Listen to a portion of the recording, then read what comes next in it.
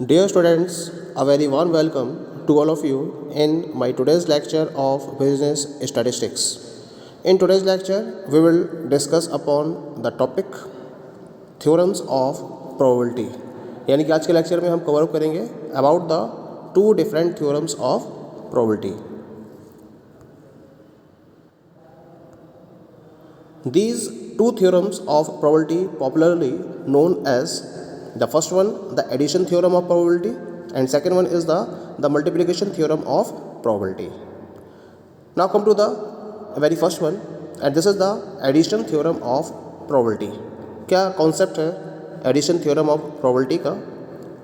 The addition theorem states that if two events A and B are mutually exclusive, the probability of the occurrence of either A or B is the sum of the individual probability of A and B. यानी कि इस theorem के according अगर दो events A और B इस तरीके से हैं कि दोनों म्यूचुअली एक्सक्लूसिव इवेंट्स हैं, तब इन दोनों में से किसी एक इवेंट के अकर होने की probability means the probability of the occurrence of either A or B वो किसके बराबर होगी? दोनों इवेंट्स के इंडिविजुअल प्रोबेबिलिटी के सम के इक्वल होगी. यानी कि अगर सिम्बोलिकली हम इसको डिफाइन करना चाहें then we can say that P of A union B is equal to P of A plus P of B.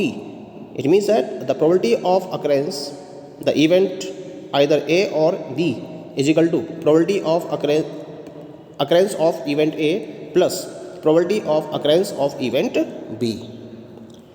Suppose you are given three events A, B, C which are mutually exclusive. तो अगर तीन events they रखी हैं और तीनों की तीन events आपकी म्यूचुअली एक्सक्लूसिव हैं तो उस केस में इन तीनों में से किसी एक के अकर होने की प्रोबेबिलिटी को डिटरमाइन करने के लिए हम फॉर्मूला यूज़ करेंगे P of A union B union C is equal to P of A plus P of B plus P of C. यानी कि तीनों जो इवेंट्स हैं उनके इंडिविजुअल बेसिस पर अकर होने की प्रोबेबिलिटी का हम जो टोटल करेंगे वो P A union B union C को डिफाइन करेगा. कॉन्सेप्ट क्लियर हो गया? चलिए आगे बढ़ते हैं हम. आप सपोज करो कि जो इवेंट्स हैं आपके वो म्यूचुअली एक्सक्लूसिव नहीं हैं, क्योंकि हमने जो एडिशन रूल स्टडी करा है उसमें हमने ये सपोज किया है कि दोनों इवेंट्स कैसी हैं? म्यूचुअली एक्सक्लूसिव हैं. अगर म्यूचुअली एक्सक्लूसिव नहीं है तो उस केस में जो फॉर्मूला बनेगा वो हो जाएगा आपका P A union B is equal to P A plus P B minus P A intersection B. और अगर इसको हम इस तरह से लिख सकते हैं P of A plus B is equal to P of A plus P of B minus P of A B. ठीक है.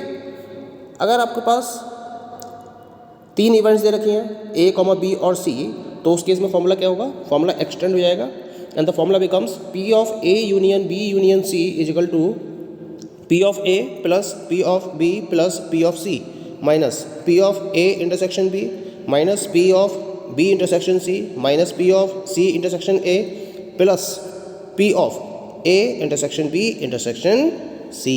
तो इस फॉर्मूले का प्रॉपर्ली यूज़ करते हुए हम तीन इवेंट्स के केस में जो कि म्यूचुअली एक्सक्लूसिव नहीं है किसी भी एक पर्टिकुलर इवेंट के अकर होने की प्रोबेबिलिटी को डिटरमाइन कर सकते हैं आइदर A और B और C. That is clear? चलिए अब हम आगे बात करते हैं. इस फॉर्मूले को हम P A plus B plus C is equal to P of A plus P of B plus P of C minus P of A B minus P of B C minus P of C A plus P of A B C से भी denote कर सकते हैं. That is clear? Now we come to some of the examples on addition theorem. Example one दे रखा है यहाँ पर आपको. One card is drawn from a standard pack of 52. What is the probability that it is either a king or a queen? यानी कि 52 card का एक पैक है, स्टैंडर्ड पैक है ताश का, और उसमें से एक कार्ड को ड्रॉ किया जाता है. आपको ये बताना है, इस बात की प्रोबेबिलिटी बताइए कि जो कार्ड ड्रॉ किया गया है वो या तो किंग होगा या क्वीन होगा. अब किंग और क्वीन दोनों कैसी इवेंट है? म्यूचुअली एक्सक्लूसिव है, क्योंकि इनमें कुछ भी कॉमन नहीं होता है. जब दो इवेंट्स में कुछ भी कॉमन नहीं होता है तो दोनों इवेंट्स म्यूचुअली एक्सक्लूसिव कहलाती हैं. चलिए ठीक है. तो पहले तो हम इनकी अलग अलग प्रोबेबिलिटी काउंट कर लें. तो सबसे पहले तो हम ये पता कर लेते हैं कि जब हम 52 कार्ड्स के पैक की बात करते हैं तो उसमें 4 तो किंग होते हैं और 4 क्वीन होती हैं. That is clear? तो इसका मतलब अगर मुझे प्रोबेबिलिटी निकालनी है कि जो कार्ड ड्रॉ किया गया है वो किंग का होगा तो इस बात की प्रॉबिलिटी कितनी आएगी, 4/52 हो जाएगी। The probability will be equal to 4/52, क्योंकि 4 में से 1 निकालोगे और 52 में से निकालोगे तो 4/52 हो गई इसकी प्रॉबिलिटी कि कार्ड जो ड्रॉ किया गया है वो किंग का होगा। अच्छा, कार्ड जो ड्रॉ किया गया है वो क्वीन का होगा, इस बात की प्रॉबिलिटी भी कितनी हो जाएगी, 4/52, क्योंकि 4 ही क्वीन होती हैं। अब हमें निकालनी क्या है, हमें निकालना है कि आइदर किंग और क्वीन, क्योंकि दोनों इवेंट्स कैसी हैं, म्यूचुअली एक्सक्लूसिव हैं। तो हमें इस बात की प्रॉबिलिटी निकालनी है कि the card drawn is either a king or a queen. तो उस केस में हमें दोनों की इंडिविजुअल प्रॉबिलिटी को ऐड कर देना है सिंपली यहाँ पर, यानी कि 4/52 प्लस 4/52, 52 एलसीएम लेके 4 + 4 यानी कि 8/52 हो जाएगा ये, और 8/52 का मतलब 2/13। So this is the probability that the card drawn is either a king or a queen. That is clear. चलिए अब हम आगे एक और एग्जाम्पल डिस्कस कर लेते हैं इसका। Example 2 is a bag contains 30 balls numbered from 1 to 30. One ball is drawn at random. Find the probability that the number of the ball drawn will be a multiple of 5 और 7, पहला part, 3 और 7 दूसरा part. यानी कि question मैं clear कर देता हूँ आपको। एक बैग है, उसके अंदर 30 बॉल्स हैं जिनको नंबरिंग पड़ी हुई है, 1 2 3 4 30 तक नंबरिंग पड़ी हुई है हर बॉल पर। अब इसमें से एक बॉल को ड्रॉ किया गया है रैंडमली। आपको इस बात की प्रॉबिलिटी निकालनी है कि जो बॉल ड्रॉ की गई है वो या तो 5 और 7 का मल्टीपल होगी, और दूसरा क्वेश्चन है या फिर वो 3 और 7 का मल्टीपल होगी। तो पहले तो हम बात करते हैं about the first part, that is 5 और 7। तो पहले तो इंडिविजुअल प्रॉबिलिटी निकाल लीजिए। तो पहले देखते हैं ना कि जो नंबर ड्रॉ किया गया है वो 5 का मल्टीपल होगा, इस बात की प्रॉबिलिटी निकालते हैं। तो इस बात की प्रॉबिलिटी निकालने के लिए देखिए 5 का मल्टीपल होगा तो नंबर क्या हो सकता है, 5 10 15 20 25 30, कितने नंबर हो गए, 6 नंबर हो गए, और टोटल नंबर कितने, 30। तो प्रॉबिलिटी कि जो नंबर ड्रॉ किया गया है वो 5 का मल्टीपल होगा, this will be equal to 5/30, वो सॉरी 6/30, क्योंकि 6 नंबर्स दे रखे हैं आपको। ठीक है, अब हम बात करते हैं 7 के regarding the probability of the number being multiple of 7। तो 7 में कौन कौन से होंगे, देखिए 7 14 21 28, अब ज़्यादा हो जाएगा उससे, तो 4 नंबर हो गए, तो प्रॉबिलिटी कितनी आएगी, 4/30 हो जाएगी। अच्छा, इन दोनों को मल्टीप्लाई कर दो, 5 7 35, अब 1 से लेकर 30 नंबर है, 35 नंबर तो होगा ही नहीं इसके अंदर। इसका मतलब ये दोनों इवेंट्स कैसी हो गई, म्यूचुअली एक्सक्लूसिव इवेंट्स हो गई, क्योंकि 35 वाली इवेंट अगर होगी ही नहीं यहाँ पर। तो हमें इस बात की प्रॉबिलिटी निकालनी है कि जो नंबर है वो या तो 5 या फिर 7 का मल्टीपल होगा, क्योंकि दोनों इवेंट्स कैसी हो गई, म्यूचुअली एक्सक्लूसिव। तो दोनों को क्या कर दूंगा मैं इस केस में, ऐड कर दूंगा। तो इक्वल टू 6/30 प्लस 4/30, क्योंकि ये हमारा एडिशन थ्योरम है, PA union B equal to PA plus PB। तो ये PA का मतलब 6/30, PB का मतलब 4/30, ऐड कर दो इन्हें 10/30, और 10/30 का मतलब हो जाएगा 1/3। तो इस तरीके से 1/3 will be the probability that the ball drawn will be a multiple of 5 और 7। क्लियर हो गया। चलिए अब हम आगे बात करते हैं सेकेंड पार्ट की, दैट इज़ 3 और 7। तो 3 और 7 निकालने के लिए सबसे पहले तो हम देखेंगे 3 के मल्टीपल होने की प्रॉबिलिटी कितनी होगी उस नंबर के। तो 3 के कौन कौन से मल्टीपल होंगे, 3 6 9 12 15 18 21 24 27 30, टोटल 10 मल्टीपल्स होगा इसके ना, 30 तक। तो प्रॉबिलिटी कितनी जाएगी इसकी ना, 10/30 हो जाएगी इसकी। चलिए ठीक है, अब हम बात करते हैं 7 की। जो नंबर है वो 7 का मल्टीपल होगा, इस बात की प्रॉबिलिटी निकाल लीजिए। तो प्रॉबिलिटी 7 14 21 28, कितने नंबर हुए, 4। तो प्रॉबिलिटी कितनी आएगी इसकी, 4/30।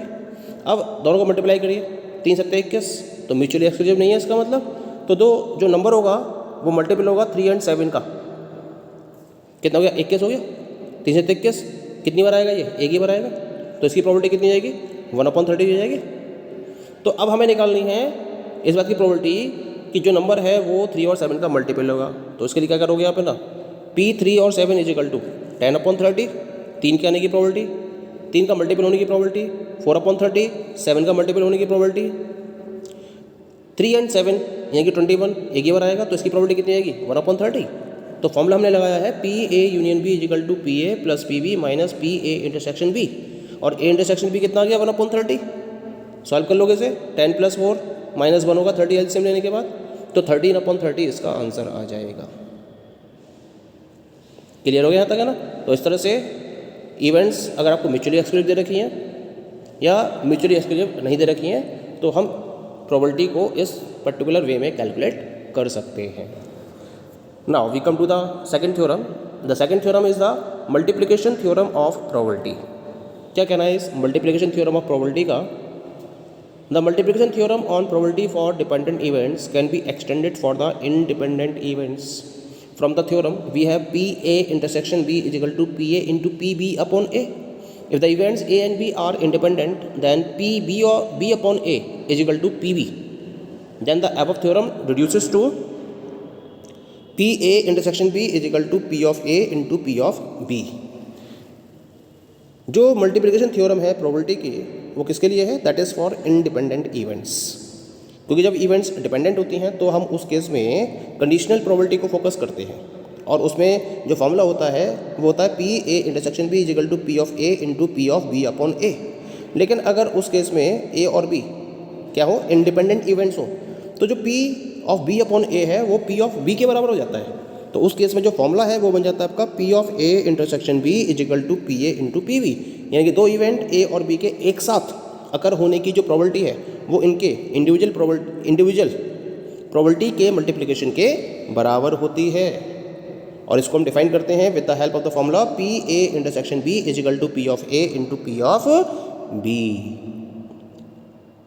तो ये बात यहाँ डिफाइन हो रही है कि जो द प्रोबेबिलिटी है that both of these occur simultaneously is the product of their respective probabilities.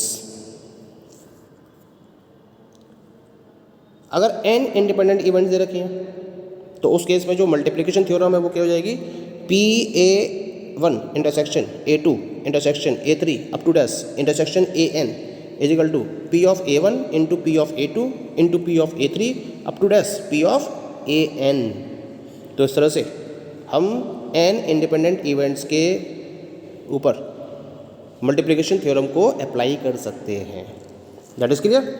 चलिए हम बात करते हैं इसके रेफरेंस में एक पर्टिकुलर एग्जांपल की. क्वेश्चन दे रखा है आपको यहाँ पर, a box contains 5 black 7 red and 6 green balls. 3 balls are drawn from this box one after the other without replacement. What is the probability that the 3 balls are. अब 3 question है यहाँ पर. तीनों बॉल्स ब्लैक होंगी, इस बात की probability निकालिए. तीनों अलग अलग कलर की होंगी, इस बात की प्रोबेबिलिटी निकालिए. 2 ब्लैक होंगी और 1 ग्रीन बॉल होगी, इस बात की प्रोबेबिलिटी निकालिए. ठीक है. तो हम पहले एक बेसिक कॉन्सेप्ट डिस्कस कर लेते हैं. बॉक्स में टोटल नंबर ऑफ बॉल्स कितनी है? 5 black plus 7 red plus 6 green. ये 5 प्लस 7 प्लस 6 यानी कि 18 बॉल्स हैं टोटल. अब मान लीजिए कि जो इवेंट्स है बी डिनोट करती है ड्राइंग ब्लैक बॉल को, ठीक है, आर ड्राइंग रेड बॉल को और जी ड्राइंग ग्रीन बॉल को. ये हमने मान लिया. अब आगे बात करते हैं, क्योंकि ये जो बॉल्स हैं इनको विदाउट रिप्लेसमेंट ड्रॉ किया जा रहा है. यानी कि आपने एक बॉल निकाली और आप उसको रिप्लेस नहीं कर रहे हो. तो जब आप पहला ड्रॉ करोगे तो आप 18 में से सिलेक्ट करोगे, क्योंकि आप एक बॉल निकाल चुके हो. इसमें से जब दूसरा ड्रॉ करोगे तो 18 में से 1 यानी कि 17 में से सेलेक्ट करोगे, और जब तीसरा ड्रॉ करोगे तो 17 में से 1 यानी कि 16 में से ड्रॉ करोगे, क्योंकि रिप्लेसमेंट नहीं है यहाँ पर, इसी वजह से ऐसा हो रहा है.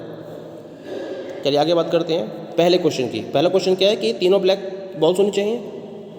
Probability that the 3 balls are all black. अब ब्लैक की बात करते हैं तो प्रोबेबिलिटी क्या निकलेगी इसकी, है ना, P of B1 union intersection B2 intersection B3. ये की बात करें हमसे. तो इसका मतलब ये होगा कि P B1 into P of B2 into P of B3. यहाँ आपने जो डिनोट किया है B2 अपॉन B1, इसका मतलब है B2 अकर होने की प्रोबेबिलिटी जबकि B1 अकर हो चुकी है. और फिर दे रखा आपको probability of B3 upon B1 intersection B2, यानी कि B3 के अकर होने की प्रोबेबिलिटी जबकि B1 और B2 दोनों अकर हो चुकी हैं, क्योंकि रिप्लेसमेंट नहीं है. चलिए कितनी ब्लैक बॉल्स हैं? 5 ब्लैक बॉल्स हैं. और टोटल कितनी बॉल्स हैं? 18 बॉल्स हैं. जो पहले ड्रॉ करा तो पहले ड्रॉ में ब्लैक बॉल होने की प्रोबेबिलिटी कितनी आएगी? 5 अपॉन 18. ठीक है. अब एक ब्लैक बॉल आपकी निकल गई सपोज करिए, तो कितनी ब्लैक बॉल बची? 4. और 18 में से कितनी बॉल बची? 17. तो दूसरी ड्रॉ में ब्लैक बॉल आएगी, इस बात की प्रोबेबिलिटी कितनी हो गई? 4 अपॉन 17. अब एक ब्लैक बॉल और कम हो गई और टोटल बॉल्स में से भी एक बॉल कम हो गई.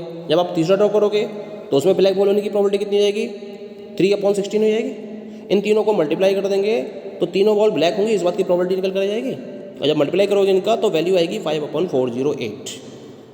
क्वेश्चन क्लियर हो गया. चलिए आगे बात करते हैं. अब हमें प्रोबेबिलिटी निकालनी है कि तीनों बॉल्स डिफरेंट कलर की होंगी. तो इसके लिए फॉर्मूला क्या बनेगा? P B1 P R1 upon B1, और तीसरा बनेगा P G1 upon B1 intersection R1. यानी कि ब्लैक बॉल की प्रोबेबिलिटी निकालेंगे, फिर रेड बॉल की प्रोबेबिलिटी निकालेंगे और फिर ग्रीन बॉल की प्रोबेबिलिटी निकालेंगे. तो पहले ब्लैक बॉल की प्रॉपर्टी निकालते हैं। कितनी होगी ब्लैक बॉल की प्रॉपर्टी होगी इसकी 5/18, क्योंकि 5 ब्लैक बॉल्स हैं और टोटल 18 बॉल्स हैं। अब दूसरा ड्रॉ करा आपने ना, तो रेड बॉल कितनी है आपके पास 7 और टोटल बॉल्स कितनी रह गई 17, तो 7/17 हो जाएगी इसकी।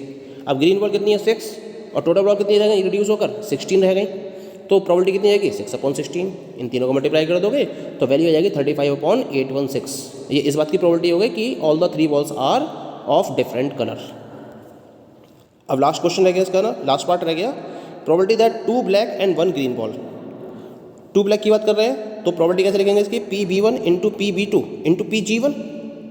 PB1 निकालोगे तो 5/18 होगी, ठीक है। PB2 का मतलब हो जाएगा 5 में से 1 गया 4 और 18 में से 1 गया 7, तो 4/17 हो जाएगा।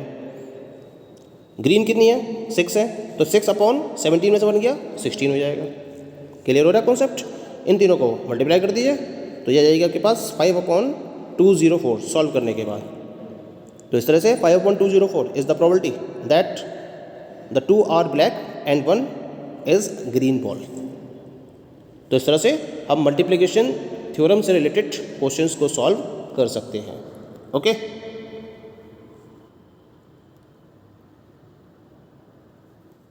Thank you.